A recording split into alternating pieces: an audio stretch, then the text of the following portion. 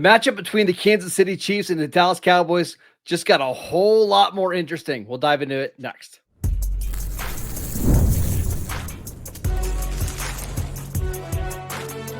You are Locked On NFL Crossover, part of the Locked On Podcast Network.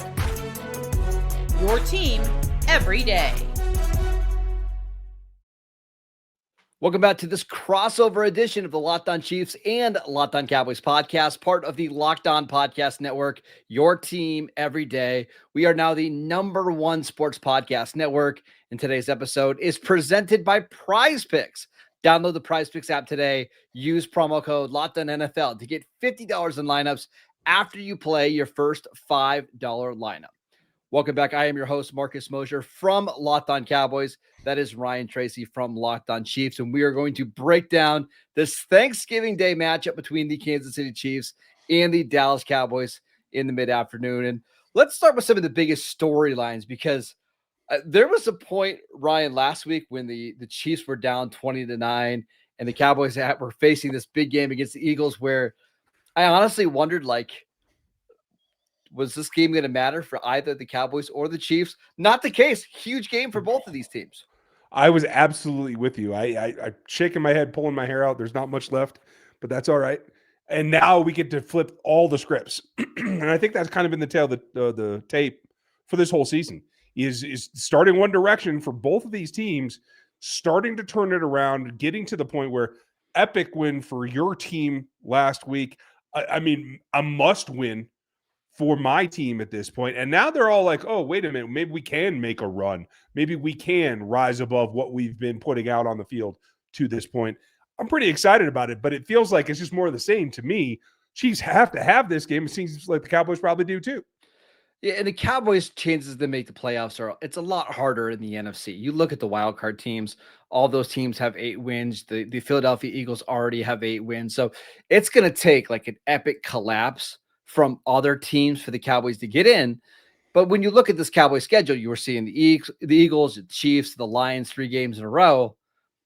But if you win this game and you beat Philadelphia last week, who was the Super Bowl champion, you beat Kansas City this week, who made it to the Super Bowl last year, suddenly you look at your schedule and there's not a team on there that you can't beat. And while the Cowboys playoff odds are pretty low at 5-5-1, us Cowboy fans just want to see them playing better football and being able to play some of these top teams in the conference.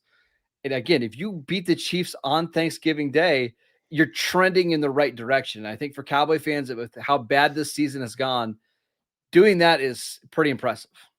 Yeah, and it's going to be that much more terror-filled for me, given the situation. Having Quinn Williams in town for the Cowboys, having Trey Smith not on the field for the Chiefs is a combination that I am not looking forward to on my Turkey Day. Thank you very much. I wanted a nice, calm, no overtime, no complication type day. And I just feel like this is coming down now, especially when these portions of the team are on the field against each other, that this is going to be a knockdown drag out, and it's going to be back and forth for this Chiefs offense to even try to get going. We're going to talk about some matchups to watch, and I can guarantee you that matchup between the Chiefs' interior offensive line and the Cowboys' defensive line will be one of them. But I had a couple questions for you about this Chiefs team. So they're just coming off a very physical game against the Indianapolis Colts, where the offense played, if I'm not mistaken, like 90-something snaps. It was a ridiculous amount. Now you're having to go on the road on a short week to play in Dallas. Whereas the Cowboys, they're one of the youngest teams in the NFL. They're a little bit beat up as well, but they're very young. This Chiefs team, we know it's old. They've played basically, a season worth of playoff games over the last 5 or 6 years. Yeah. Is there any concern about what the Chiefs might look like on a short week? There's always some of that, particularly when last week was so out of character, where Andy Reid handed a single back 30 carries. We don't see that in Kansas City. We haven't seen that in the entire regime that Andy's been in town. So it was quite a departure. And I do think was it like Larry Johnson the last time that we've seen a running back get that many carries? Absolutely. It was pre-Priest, if I remember correctly. So that is a long time out. But you also have that concern that is part of one game plan, and this team has become more Jekyll and Hyde over the last couple of years. The consistency there between game plan to game plan is very much shifting. They're starting to find how this 53 has to play. And that run game is part of it. Now you have Kareem with it. I think right now he's still in the cold tub, so he's going to be there for quite a long time. Probably get Isaiah Pacheco back, which is going to be a good short-term answer. You never know with Isaiah Pacheco with the injury list there. Rashard Smith, a guy that's got a little bit more juice coming out of the backfield, but they've been reluctant to give him carries inside. So it's going to be a committee of committees at this point to try to avoid that letdown on what is a tight week and what is, I think, a bigger obstacle in Dallas than we thought they were a few weeks ago. Well, the reason why is because they literally have a bigger obstacle in the middle of their defense in Quinn Williams, and it's just been night and day having a superstar like this. And the Chiefs, they know exactly what this is like, having Chris Jones in the middle of your defense. You can build everything around that type of player. You can stop the run. You can get into these obvious passing situations where you can be more aggressive blitzing. That's what Quinn Williams has brought to the Cowboys, where Philadelphia, their final 8 drives of the game, they had 103 yards. They averaged like 13 yards per drive. They never crossed the Cowboys' 40-yard line in any of their 8 drives. And it's because the defensive line was so dominant. And the Cowboys have stumbled into something where their best 3 defensive players are all defensive tackles. So what they've been doing is just figuring out ways to get all 3 of them on the field at the same time. They used a lot of 5 defensive lineman looks, help stop the run on early downs.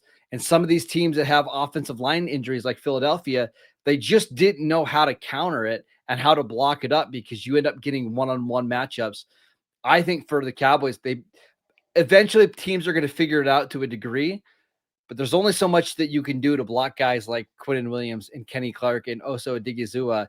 We'll see how long it lasts, but the Cowboys are very excited about the direction of their defense.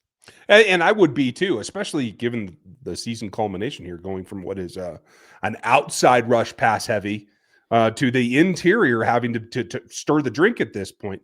I personally would like to see the Chiefs use a lot of jumbo, try to get some double bodies on there, run duo all over them and tire them out. But the problem is Trey Smith and his back and his ankle and a couple of other things are not ready to go at this point.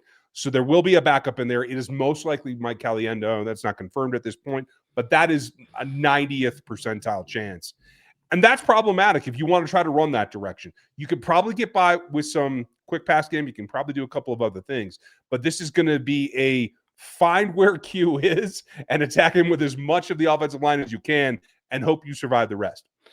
We should mention Kingsley Suamatia playing left guard. That's a guy that the Cowboys really liked pre-draft as a tackle. Now he's moved into guard. He's had a nice season, but kind of privately, the Cowboys think that they can attack both guards in this matchup. It should be a lot of fun. One more storyline I just wanted to throw at you from the Cowboys side of things, and that's the development of George Pickens. Now, he's going to be questionable going into this game with knee and calf injuries. I think he's going to play. They absolutely need him, but he's been a superstar. He already has 4 games this season, Ryan, of at least 130 receiving yards and a touchdown. I think he's done that like 2 other times in his NFL career. I mean, he has been dominant, so much so that Cowboy fans have been like arguing with themselves who's the best receiver on this team. And CeeDee Lamb was like widely viewed as a top 5 receiver in the NFL, right? So it's just, can Pickens take over this matchup? Trent McDuffie doesn't have the size to match up with him on the outside. Do we see like Jaylen Watson playing up against them? I don't know. But frankly, right now, we haven't seen anybody cover George Pickens. I'm curious to see if that continues to play out on Thursday.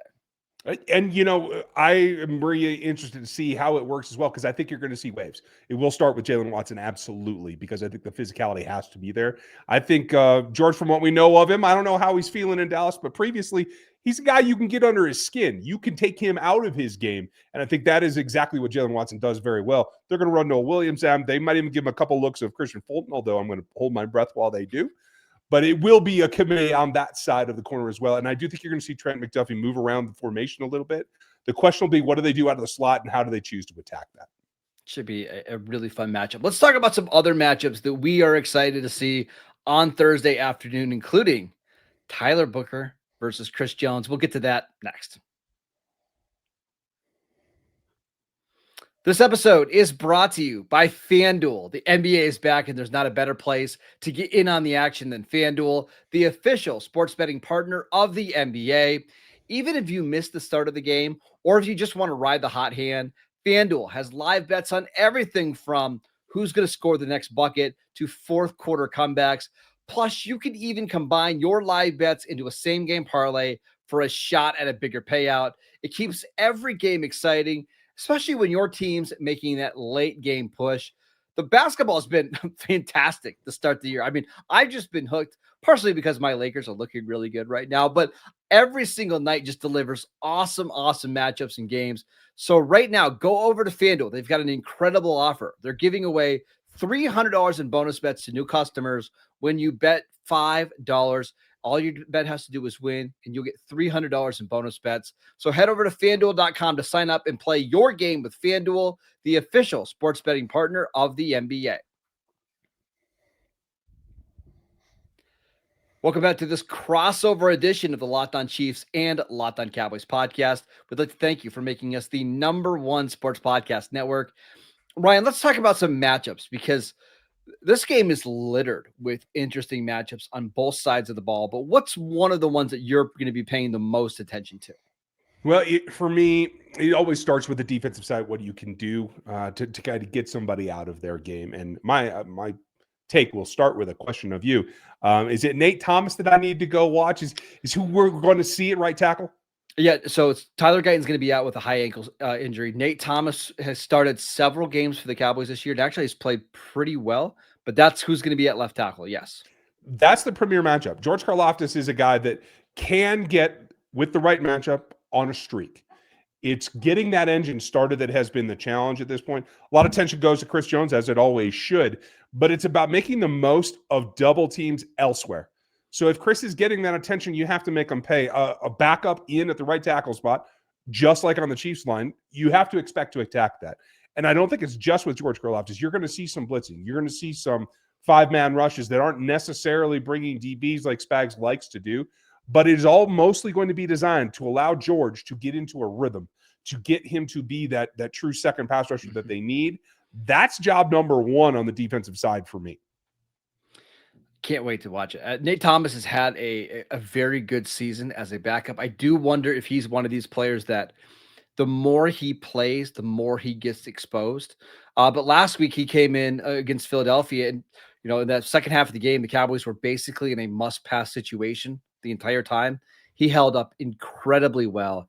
Now, I don't think he offers quite as much as a run blocker as what Tyler Guyton does, but anytime that you can put a backup in there, and they never really have anybody lined up chipping or protecting him, it's certainly one to watch. I'm looking at this Tyler Booker, the Cowboys rookie right guard, versus Chris Jones. We can also throw in Cooper Beebe and Tyler Smith because they're all going to be blocking Chris Jones. But one of the reasons, Ryan, the Cowboys drafted Tyler Booker at pick number 12, a guard at 12 is really high. I mean, it's whatever. Yeah. The positional value is not great.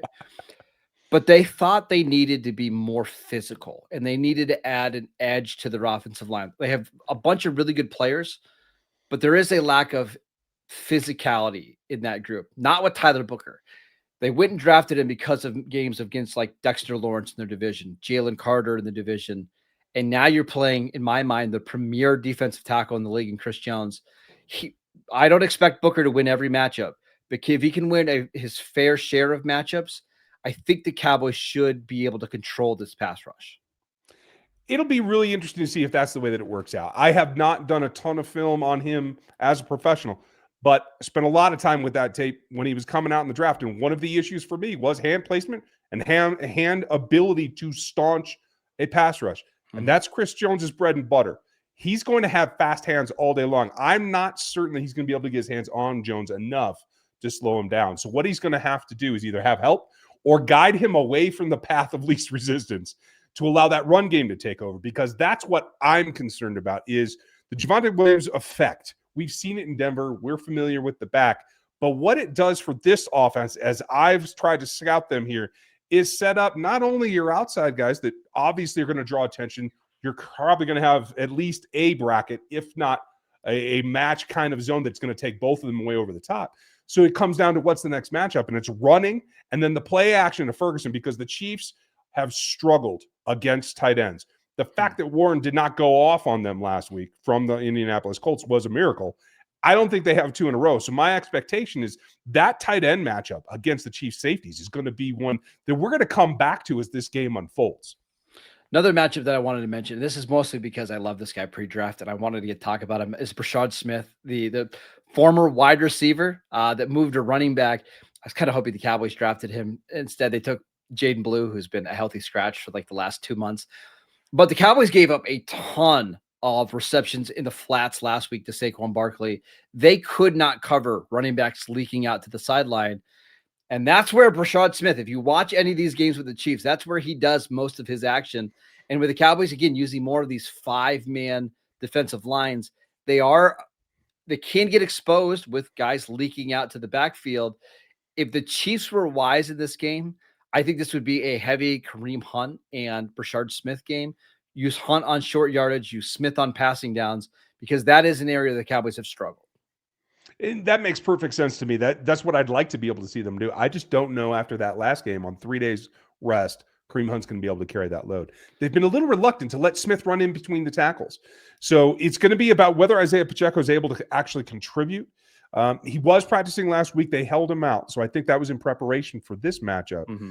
But I agree. The flats and honestly the arrow routes that Smith can take and get behind a linebacker to the point where he's got some daylight to run through. That's going to be one of the matchups that I'm trying to either get the mismatch that I want or create it through motion and moving the rest of that defensive secondary around. One more matchup, at least on my end, and please interrupt me if you want. Rashee Rice against the Cowboys defensive backs. The Cowboys have played a ton of zone. Patrick Mahomes is the #1 quarterback in the league on zones in terms of EPA. They don't have a player that can match up with Rice one-on-one. So I would assume it's going to be a lot of zones. If you can take away Rice, you can shut down this offense. I'm not sure how Dallas is going to do that outside of just creating a ton of quick pressure. And that's what it's going to have to be. They have to work together because Patrick's been actually as good as I've ever seen him against zone this particular season. And with Rice, with everything that you just said, that's exactly what they're planning, is they want that attention on Rice. Try to take him away. Try to come down out of those matchup zones, especially if you're playing 2 or 3 high, because they have 2 guys in Xavier Worthy and Tyquan Thornton. They're going to stretch the hell out of that field, and they're going to come after you with it. They've had some success doing that. Tyquan Thornton is not a guy that gets a whole lot of targets. He makes a whole lot of yards, though. And they are shot takers this season more than any other in the last 3 because they have that stretchability. So they are hoping that Travis Kelce and Rashee Rice draw all that coverage down to them. So if the opposite goes and you get an Amarillo type defense, we're trying to drop 8 and get all those deep coverages, it's going to be either back to that run or back to those quick hitters. The horizontal drags will be an option here for this offense. Should be a really fun cat and mouse game on Thursday afternoon. I can't wait to see it. Matt Eberflus, the Cowboys defensive coordinator, got a lot of criticism early in the year, deservedly so. And now this defense is starting to round into shape. We'll see what they do against Andy Reid and Patrick Mahomes. Let's talk about some keys to victory. What do the Cowboys and the Chiefs need to get done on Thursday in order to get a win? We'll get to that next.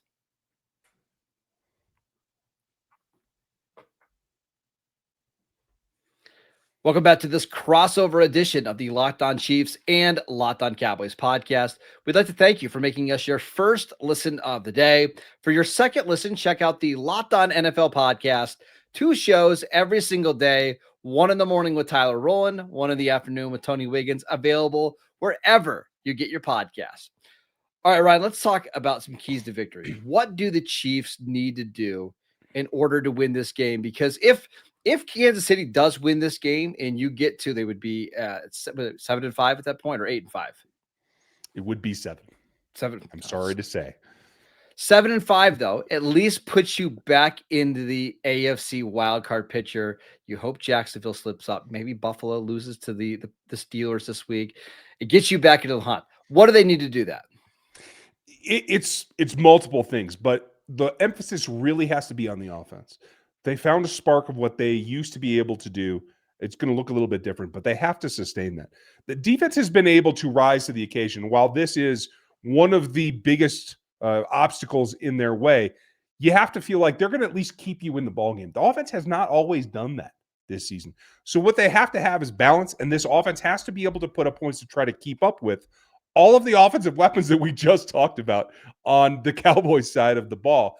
That's the hard part. For me, it comes down to two things. You have to eliminate your mistakes.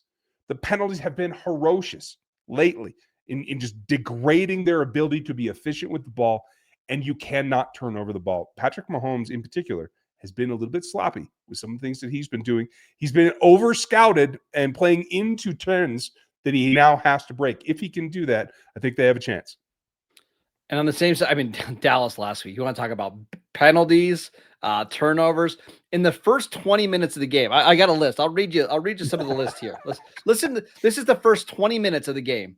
They had a 4th down drop. They had a 3-and-out. They had a roughing the punter. They had an offsides on a 3rd down, which they got off the field. They had a CeeDee Lamb drop. They had a CeeDee Lamb fumble. They had a Kevontae Turpin fumble. They had a 3rd and 12 where they lined off offsides. They had a false start. They had a tripping call. They had another false start, and they had a Dak red zone interception. First 20 minutes of the game. That's how you get down 21-0 against the Philadelphia Eagles. Now, they were able to come back in that game because they made some ridiculous plays in the second half. But the Eagles are so much better coached. The Chiefs are so much better coached than the Eagles are. Like, if they get a big lead on you, they're not going to let you come back. They're suffocating. The defense is really, really good. For the Cowboys, it's all about game script. If you can start this game off with a lead, whether it's 10-3, 13-7, something where you can't just let the Chiefs tee off on Dak Prescott, and you extend this game out, that is how you win as a home underdog against the Super Bowl contending Kansas City Chiefs. Again, that is much easier said than done for a Cowboys team that loves to make mental mistakes, but that's what you have to do. Well, I hope that trend continues. No offense. Maybe we'll see. At least your guys can line up actually at the line of scrimmage. We're not sure all the tackles on this team can do that. Well, so sometimes we get ourselves a little bit behind. But I will say this. The fact that comeback was significant. The fact that the Chiefs had to come back as well. I do feel like both of these teams are kind of on the rise. And so it's about limiting those mistakes and being able to hone in on what is a short week, on what that weakness actually is. I expect the first 15 from Andy Reid to be very exploratory, to see where he thinks he has that edge. And once he gets there, the question becomes, will Andy actually lead on it? Or will he just get distracted with something shiny and doing something super cool and new? That will be the question. This feels to me like it has to be a very workmanlike game, and you have to have a plan about what you do once you get punched in the face. This team has been beaten multiple times this year because they were not able to respond to a physical blow early in the first quarter, and I expect that's what the Cowboys want to come out and do right off the bat. Yeah, and for Dallas, it's all about scoring touchdowns and not kicking field goals. Last week, they were atrocious in the red zone. I mean, they were awful. CeeDee Lamb had a drop in the end zone. Dak had an interception in the end zone. 2 different times the Cowboys were within 5 yards and did not score a single point. I know Steve Spagnuolo's defense is really good. They're fundamentally sound. They're technically sound. You still have to punch it in when you get down there, because one of the things, if you haven't watched a lot of Chiefs games this year, there's just so many limited possessions in these games. They play this like really slow brand of football where you might only get 3 possessions a half. You've got to maximize those possessions. You're not going to win this game by kicking field goals. You might only get into the red zone 3 times all game. You've got to score touchdowns on all 3 of them. That makes a whole lot of sense, and I would echo that right back at you as well, because there have been too many times where a penalty takes them out of field goal range, or a penalty takes them out of the red zone, where the offense becomes more challenged. I would say the other key to this victory is displaying what we saw last week in a little bit of an ability to play outside of your norm. And that goes for both sides of the ball, both coordinators, and Andy Reid and Steve Spagnuolo. They've shown a little bit of reluctance to really get into some of the advanced game scripts. I expect the Cowboys to do things that get them rattled, and the question will be, how do they respond? This is not as much this season an execution issue in my mind as it is a planning and coordination issue. And that is not to let the players off the hook, but is also to understand that the communication between the coaches and the players is not what it has been in past seasons. They have to be able to roll with the punches and act as a unit. I think that's also a key for them to be on the right page.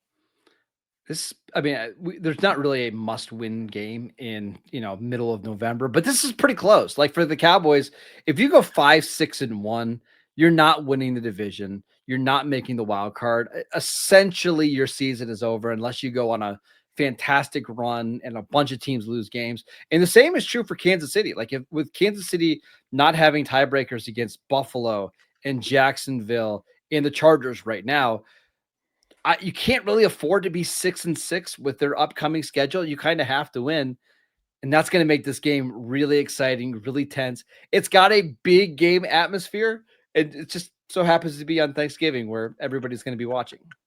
Well, the Cowboys have the advantage there. I don't think Patrick Mahomes has ever played a Thanksgiving game, and he kind of stirs the drink for this. So I hope that everybody in Dallas has a good holiday, as you do as well. Just not the most holiday, maybe. I will say that you're eating that pumpkin pie or that apple pie after a Thanksgiving win.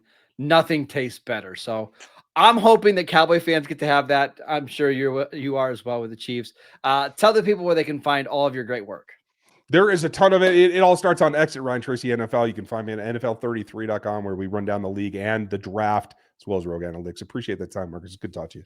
Of course, make sure you guys go follow his co-host, Chris Clark, at Chris Clark NFL. You can follow Landon McCool at McCoolBCB, who is my co-host on the Locked On Cowboys podcast. I'm at Marcus_Mosher. Enjoy this awesome Thanksgiving slate of games, and we'll see you guys all right back here on Friday.